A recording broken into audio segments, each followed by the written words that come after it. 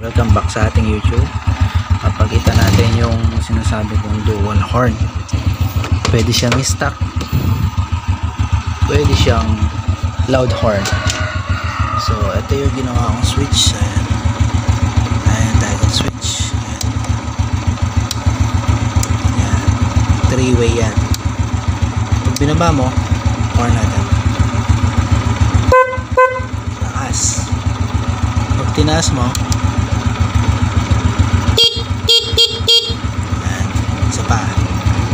binaba mo,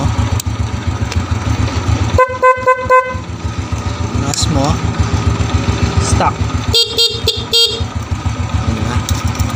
So stay tuned lang kung paano natin gagawin yan. Bibigyan ko kayo ng tutorial.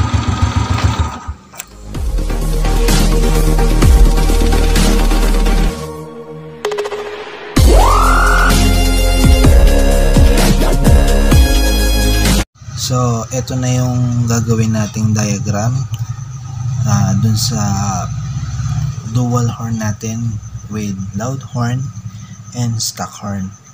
Siyempre, gumamit tayo ng toggle switch, yung pinakita ko sa video. Ito yun.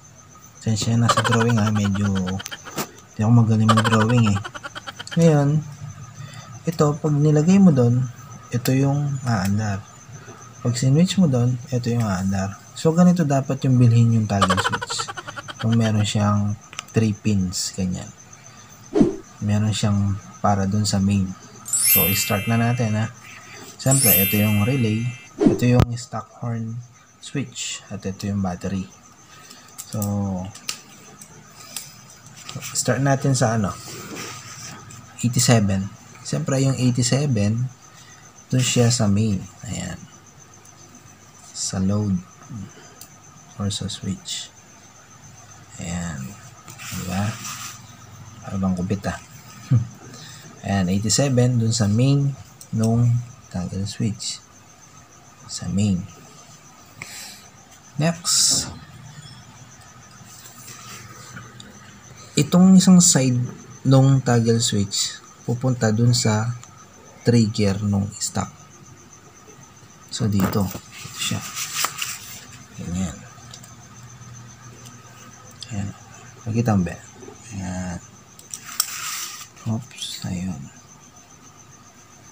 Medyo kubit. Ayan. Ayan. Tapos, yung isang side nung stock horn, yan yung body ground or negative ground. Ayan. Next, ito, yung kabila naman, siyempre, dito sa kabila rin. Ayan. Oops. Yun. Ay, sumobra. Ayan, sumobra. Ayan, edi may connection na tayo para dun sa dalawang horn. Ito, matic sa ground.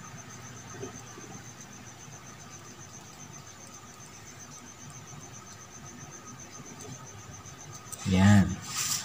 Tapos, yung number 30 natin dito sa positive ng battery.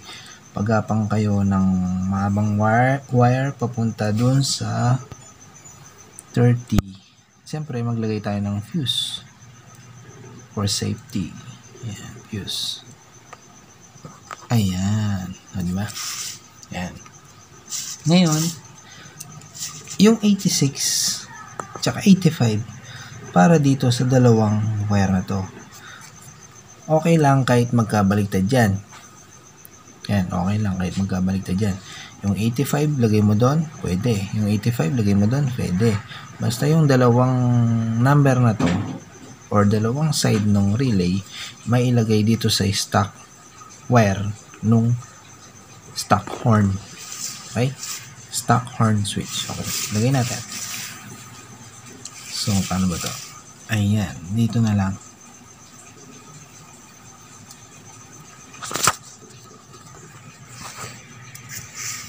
Ayan. So, yung isa naman, itaan na lang natin ito para hindi nakakalito. Panuntagan natin.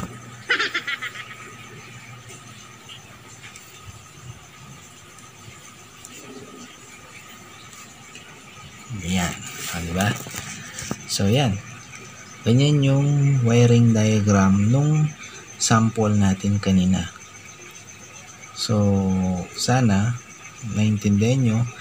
I-screenshot ko na lang, ipopost ko na lang dyan sa ano natin, sa channel natin para madali nyo makopya, para hindi kayo mahirapan sa pagsunod sa ating diagram. Madali lang yan, kaya nyo yan. So God bless and take care. Sana nag-enjoy kayo sa ating vlog. Salamat. Thank you.